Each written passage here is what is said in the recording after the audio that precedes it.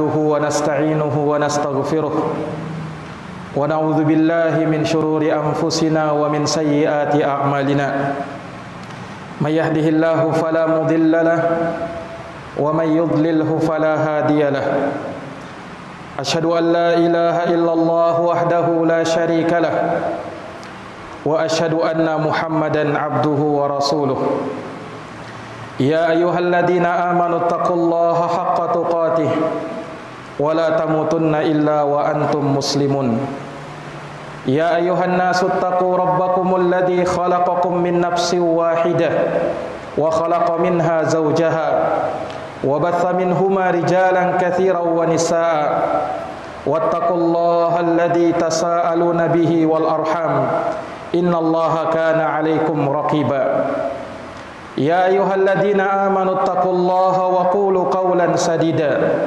يصلح لكم أعمالكم ويغفر لكم ذنوبكم ومن يطع الله ورسوله فقد فاز فوزا عظيما أما بعد فإن أصدق الحديث كتاب الله وخير الهدى هدى محمد صلى الله عليه وعلى آله وصحبه وسلم وشر الأمور محدثاتها فإن كل محدثة بدعة وكل بدعة ضلالة وكل ضلالة في النار.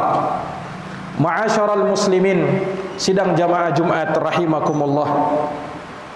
Sesungguhnya di dalam jasad manusia ada sekerat daging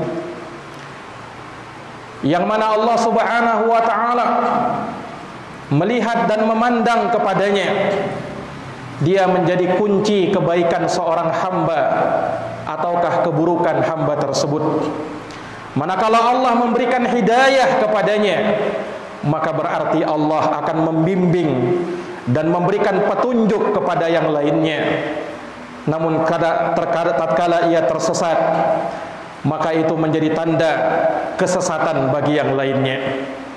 Dia merupakan sebab keselamatan dan kebahagiaan seorang hamba di dunia dan di akhirat, ataukah terkadang bisa menjadi sebab kebinasaan dan kesengsaraan seorang hamba di dunia dan di akhirat. Hal tersebut adalah qalbu, hati yang ada di dalam dada-dada manusia.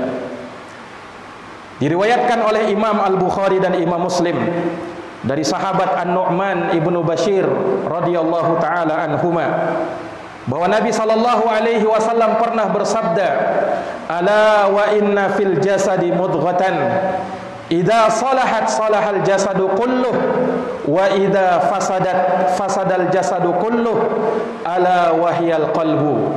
Ketahuilah, sesungguhnya di dalam jasad manusia ada sekerat daging. Kalau dia baik, maka akan baik pula seluruh jasad.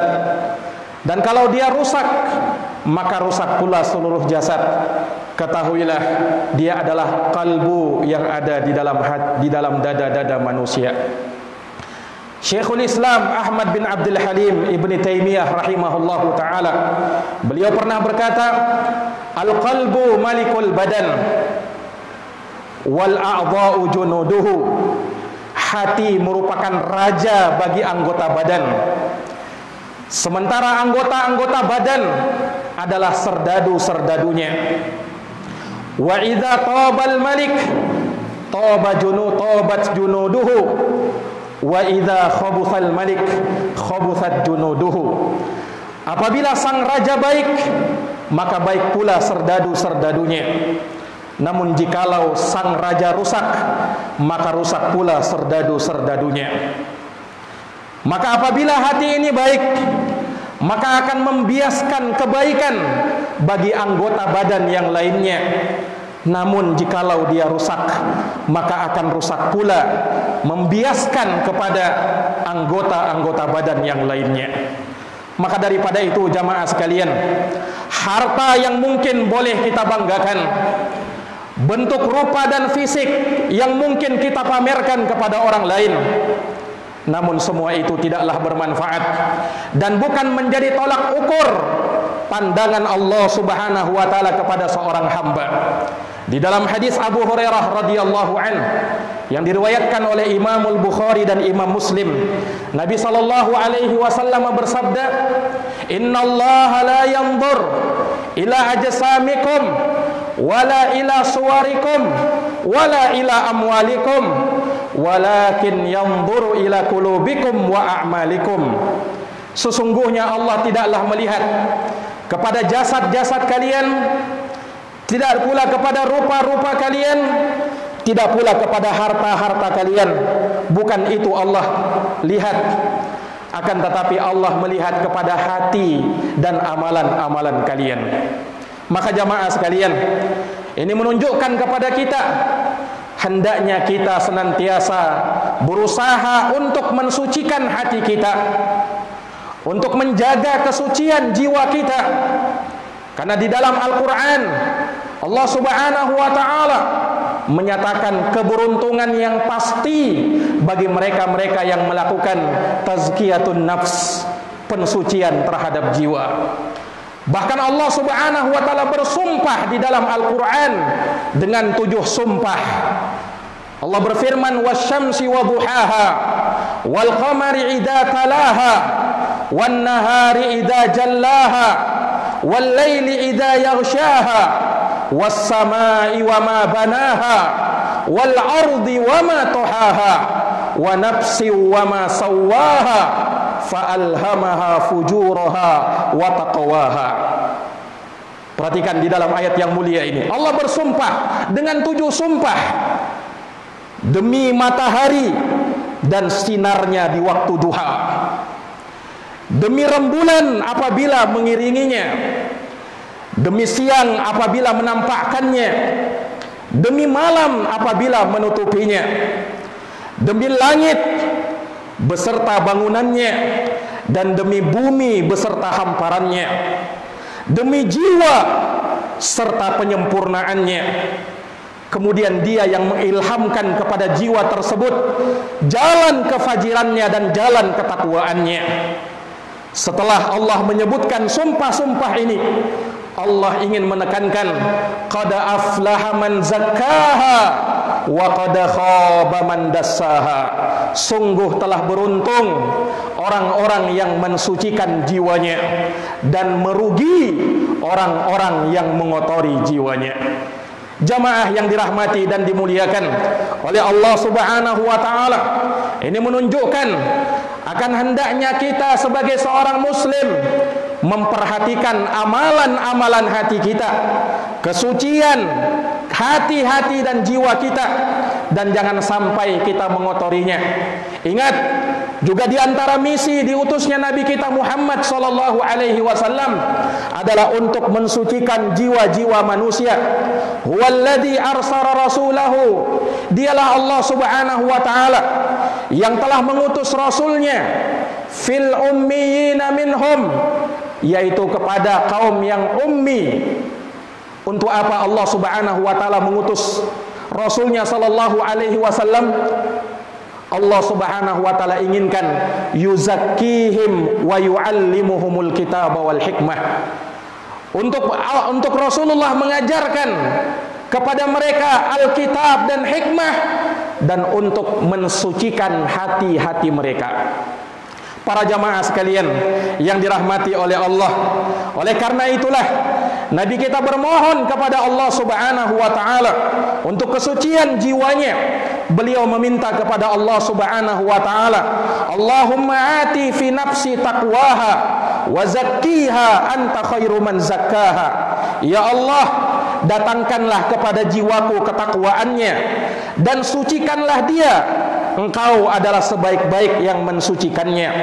Nabi juga bermohon kepada Allah, Allahumma inni as'aluka qalban salima. Ya Allah, aku minta kepadamu hati yang selamat. Bersamaan dengan itu Nabi pun berlindung kepada Allah dari hati yang tidak selamat, dari jiwa yang buruk.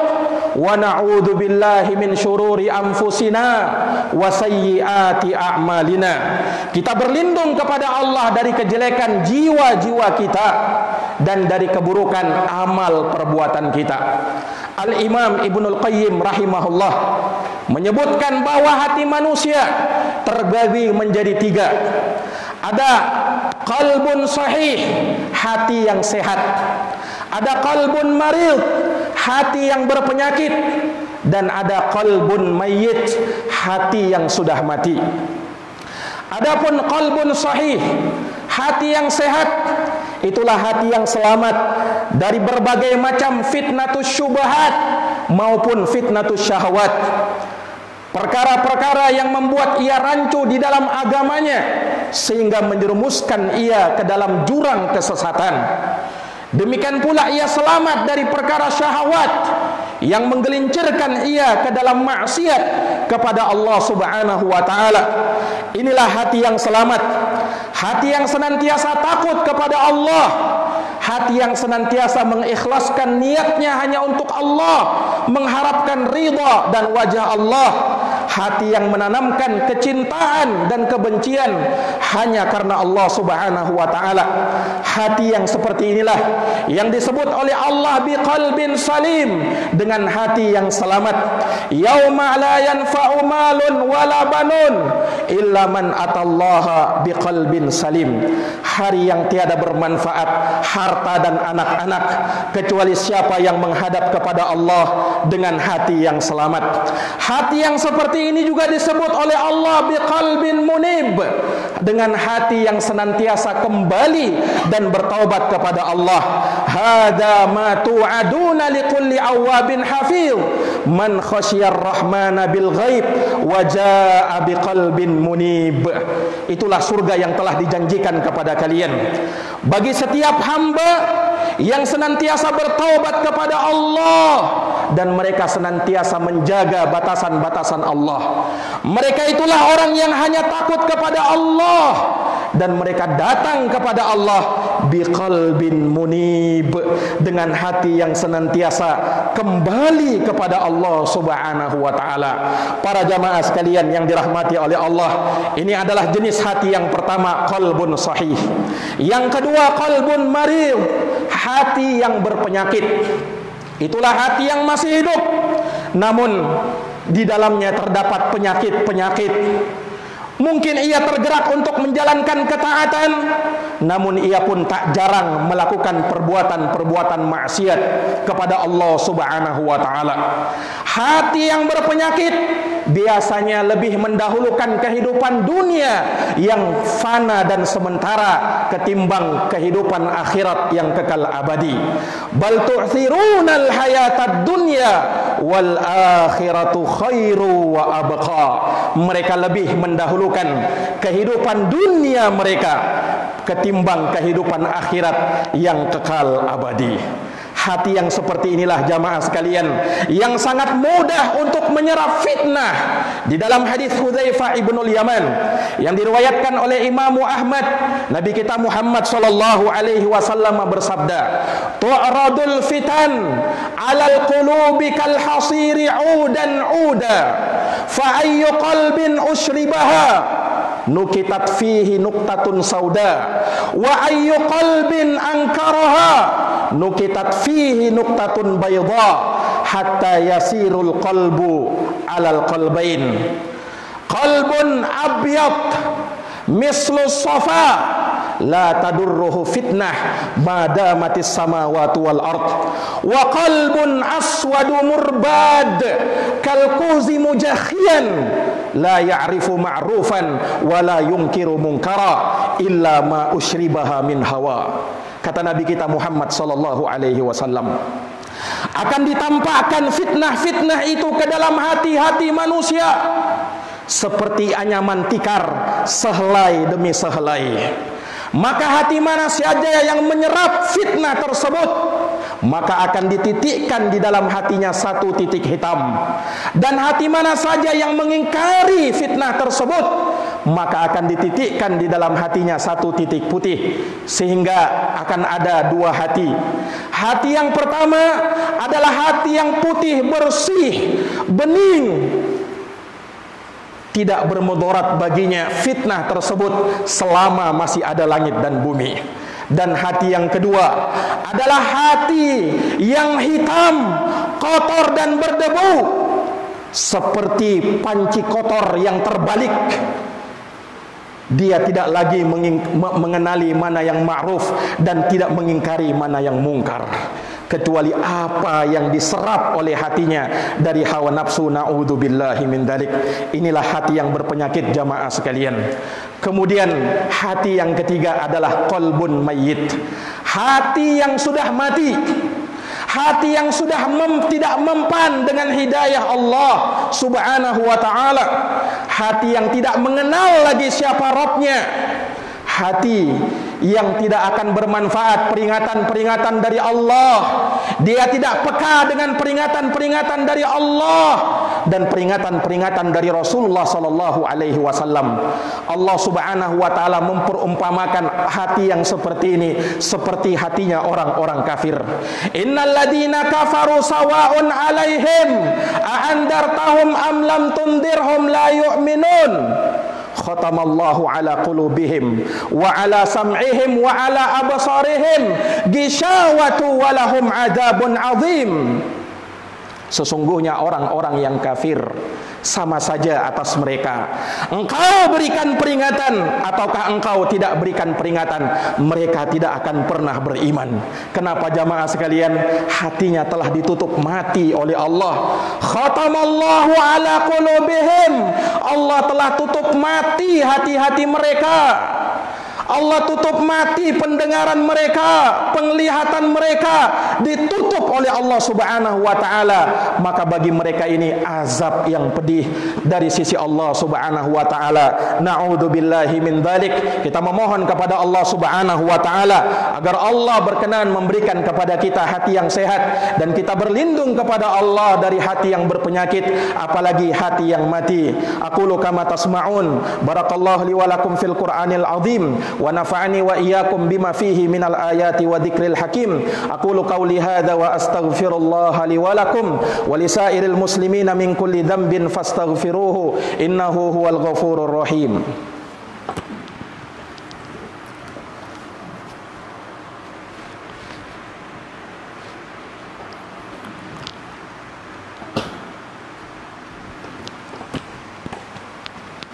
Alhamdulillah.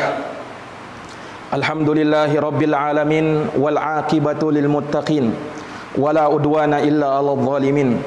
Asyhadu an la ilaha illallah wahdahu la syarikalah ilahul awwalin wal akhirin wa asyhadu anna Muhammadan 'abduhu wa rasuluhu as-sadiqul amin sallallahu alaihi wa ala alihi wa sahbihi wa man tabi'ahum bi ihsanin ila yaumiddin wa sallama tasliman katsira amma ba'd. Faya ma'asyaral muslimin, usikum wa nafsiya bi taqwallah faqad fazal muttaqun. Kaum muslimin dan muslimat, kaum muslimin yang dirahmati dan dimuliakan oleh Allah Subhanahu wa taala, ketahuilah dari perkara yang akan membersihkan hati-hati kita. Ada beberapa yang disebutkan oleh Allah Subhanahu wa taala di dalam Al-Qur'an.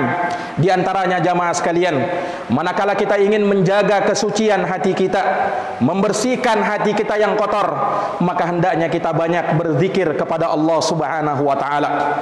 Zikir kepada Allah akan menenangkan hati. Allah Subhanahu wa taala berfirman, "Ala bi dzikrillah tatma'innul qulub." Ketahuilah, sesungguhnya dengan berzikir kepada Allah, senantiasa hati ini mengingat Allah Subhanahu wa taala, maka Allah akan memberikan ketenangan dan ketentraman di dalam hati-hati kita. Kemudian para jamaah sekalian, hendaknya kita memperbanyak membaca Al-Qur'anul Karim, karena sesungguhnya Al-Qur'an Allah Subhanahu wa taala sifatkan syifaa'un lima fis sudur wa hudaw wa rahmatun lil mu'minin. Al-Qur'an itu merupakan syifa, obat penawar terhadap hati-hati yang berpenyakit. Apabila ada yang di dalam hatinya terdapat penyakit, maka hendaknya dia membaca Al-Quran, karena Al-Quran akan menjadi obat penawar bagi hati yang berpenyakit. Dia pun menjadi petunjuk dan rahmat bagi orang-orang yang beriman. Kemudian para jamaah sekalian, di antara perkara yang akan membuat hati kita menjadi suci adalah dengan senantiasa menyiram hati kita dengan siraman-siraman rohani, dengan ilmu yang bermanfaat, karena sesungguhnya ilmu tersebut akan menjadi peringatan bagi kita dan akan melembutkan hati-hati kita. Dengan datangnya peringatan dari Allah yang dibacakan di majelis-majelis ilmu, ayat-ayat Quran kita dengarkan, hadits-hadits Rasulullah SAW dibacakan, maka hal tersebut akan melunakkan hati kita dan membuat kita kembali kepada Allah Subhanahu wa taala, mensucikan hati kita, menguatkan iman di dalam hati kita, sehingga kita pun selamat dari segala yang membahayakannya dan apa yang bisa menggelincirkannya kepada kesyirikan, kebid'ahan ataukah kemaksiatan kepada Allah Subhanahu wa taala. Semoga Allah Subhanahu wa taala membeningkan hati-hati kita, menyelamatkan kita dari segala penyakit-penyakit hati, dan semoga Allah Subhanahu wa taala memberikan hidayah ke dalam hati-hati kita, memberikan taufik, dan kita diselamatkan oleh Allah Subhanahu wa taala di hari yang tiada bermanfaat harta dan anak-anak kecuali siapa yang menghadap kepada Allah dengan hati yang selamat. Allahumma shalli ala Muhammad wa ala ali Muhammad kama shallaita ala Ibrahim wa ala ali Ibrahim innaka Hamidum Majid. Allahumma barik ala Muhammad wa ala ali Muhammad kama barakta ala Ibrahim wa ala ali Ibrahim innaka Hamidum Majid. Allahumma ighfir lil muslimina wal muslimat wal mu'minina wal mu'minat al ahya'i minhum wal amwat innaka sami'un qaribun mujibud da'awat ya qadiyal hajat. Allahumma arinal haqqa haqqan warzuqna ittiba'ah wa arinal batila batilan warzuqna ijtinabah. Allahumma inna nas'aluka qalban salima. Allahumma inna nas'aluka qalban salima. Allahumma atina fi nufusana taqwaha wa zakkiha anta khairu man zakkaha anta waliyuha wa maulaha. Rabbana zalamna anfusana wa illam taghfir lana wa tarhamna lanakunanna minal khasirin. Rabbana atina fid dunya hasanah wa fil akhirati hasanah wa qina adzaban nar. Subhanakallahumma wa bihamdik asyhadu an la ilaha illa anta astaghfiruka wa atubu ilaik. Subhana rabbika rabbil izzati amma yasifun wa salamun alal mursalin walhamdulillahi rabbil alamin.